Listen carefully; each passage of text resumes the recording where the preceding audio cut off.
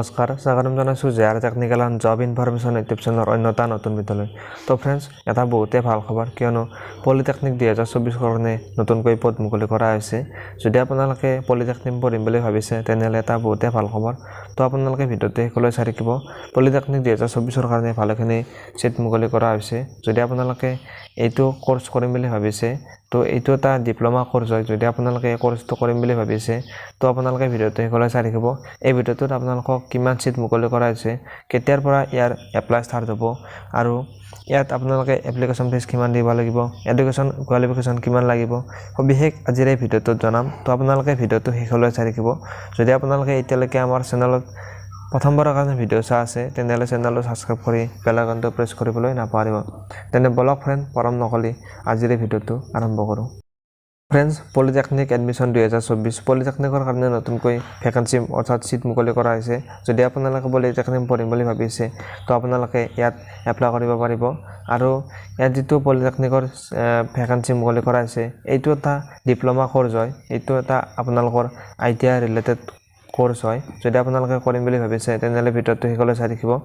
আৰু এই যিখিনি ভেকেঞ্চি মুকলি কৰা হৈছে, চিট মুকলি কৰা হৈছে, তো আপোনালোকে এই চিটখিনি ডাইৰেক্টৰেট অফ টেকনিকেল এডুকেশ্যনৰ ফালৰ পৰা চমুকৈ ইয়াক DET বুলি কোৱা হয়, DTE বুলি কোৱা হয়। আৰু DTE আছামৰ ফালৰ পৰা এই ভেকেঞ্চিখিনি মুকলি কৰা হৈছে। যদি আপোনালোকে ইয়াত এডমিশ্যন ল'ম বুলি ভাবিছে তেনেহ'লে ভিডিঅ'টো শেষলৈ চাই থাকিব। তো ফ্ৰেণ্ডছ, ইয়াত প্ৰায় আপোনালোকৰ 4,425টা ভেকেঞ্চি মুকলি কৰা হৈছে। আৰু এইটো হৈছে এটা ডিপ্ল'মা কোৰ্চ হয়। ইয়াত আপোনালোকে 3 বছৰ কোৰ্চটো কৰিব লাগিব। তো আপোনালোকৰ যিটো একাডেমিক ছেকশ্যন হ'ব 24-25ৰ কাৰণে এই চিটখিনি মুকলি কৰা হৈছে। এডুকেশ্যন কোৱালিফিকেশ্যন যদি ইয়াত চাবলৈ যাওঁ, আপোনালোকে মেট্ৰিক পাছ কৰিলে ইয়াত এপ্লাই কৰিব পাৰিব। তো আপোনালোকে যদি জেনেৰেল হয় তেনেহ'লে আপোনালোকে 40%, OBC MOBCৰ কাৰণে 40%, আৰু SC আৰু STৰ কাৰণে SCৰ কাৰণে 35% আৰু STৰ কাৰণে 33%, অৰ্থাৎ মেথামেটিক্স আৰু ছায়েন্স, মেথছত আৰু ছায়েন্সত আপোনালোকৰ এই পাৰ্চেণ্টেজ থাকিব লাগিব। তেতিয়া আপোনালোকে এই ভেকেঞ্চিখিনিত অৰ্থাৎ চিটত আপোনালোকে এপ্লাই কৰিব পাৰিব আৰু আপোনালোকে এডমিশ্যন ল'ব পাৰিব। আৰু ইয়াত যদি আপুনি চাবলৈ যাওঁ বয়সটো কিমান লাগিব, তো আপোনালোকে ইয়াত OBC আনৰিজাৰ্ভ আৰু MOBC আৰু OBCৰ কাৰণে বয়সটো 20 বছৰ 6 মাহলৈ আপোনালোকে এপ্লাই কৰিব পাৰিব। আৰু SC সকলে 23 বছৰ 6 মাহলৈ এপ্লাই কৰিব পাৰিব। আৰু PWD কেণ্ডিডেটসকলে 25 বছৰ 6 মাহলৈ এপ্লাই কৰিব পাৰিব। আৰু ইয়াত যদি আপোনালোকে এপ্লাই কৰে তেনেহ'লে আপোনালোকে এপ্লিকেশ্যন ফিজ দিব লাগিব। 300 টকা আপোনালোকে এপ্লিকেশ্যন ফিজ দিব লাগিব।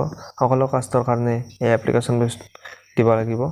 আৰু ইয়াত আপোনালোকৰ এপ্লিকেশ্যন ফিজটো ডেবিট কাৰ্ড, ক্ৰেডিট কাৰ্ড আৰু নেট বেংকিঙৰ জৰিয়তে আপোনালোকে দিব লাগিব। ইয়াত যদি চাবলৈ যাওঁ, তো ফ্ৰেণ্ডছ, আপোনালোকৰ এই যিখিনি ভেকেঞ্চি আছে, এই ভেকেঞ্চিৰ কাৰণে এপ্লিকেশ্যন ইতিমধ্যে আৰম্ভ হৈ গৈছে।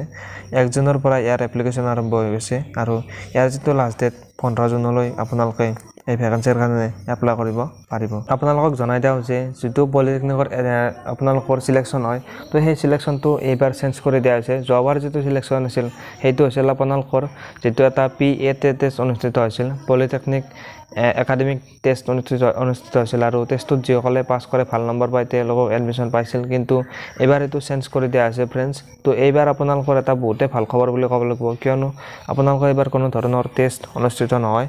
আপোনালোকৰ যিটো মেট্ৰিকৰ পাৰ্চেণ্টেজ আছে, সেই পাৰ্চেণ্টেজ অনুযায়ী আপোনালোকৰ এডমিশ্যন চিলেকশ্যনবিলাক হ'ব। যদি আপোনালোকৰ এটা ভাল পাৰ্চেণ্টেজ আছে তেনেহ'লে আপোনালোকে চিলেকশ্যন পাব।